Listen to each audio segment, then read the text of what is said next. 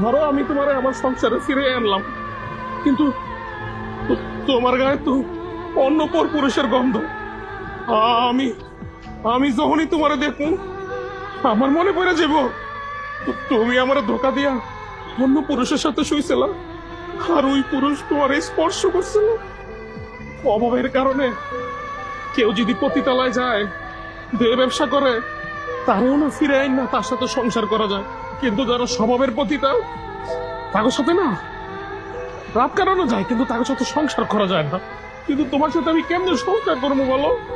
ধরো আমি অফিসে গেলাম, তুমি তুমি বাসায় আসছো, তারপরে তো আমার একটা সন্দেহ হইব যে আমার বউ মনে অন্য কারোর সাথে শুয়ে রয়েছে আমার বিছানায়, আমার খাটে।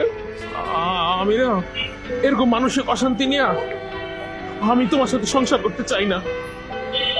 আরে ভাই, বউরে একটা মানুষ ভালোবাসবে, এই তো স্বাভাবিক। আমরা পুরুষরা যখন অনেক বেশি ভালোবাসি না, তোমরা তোমাদের মধ্যে কিছু মেয়েরা তখন না স্বামীরে বউর গোলাম বানায় দাও। মনে করো কি ও আমার গোলাম, আমার কথা মতো চলবো, আমার কথা মতো উঠবো বসবো। আরে আমরা তোমার গোলাম না, আমরা তো করে ভালোবাসি। আরে ভাই, তোমরা ভাবো যে আমার স্বামী তো ভাগ্য আমার মতো এত সুন্দর একটা বউ পাইছে। আমি যত বড় অন্যায় করি না কেন, দিন শেষে না আমার স্বামী আবার আমার বুকে টেনে নিব। কিন্তু তোমার ধারণা ভুল।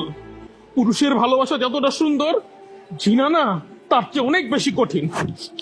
পাঠারো, আমি অফিসে যাব, তুমি ডিভোর্স পেপারে সাইন করে দিও।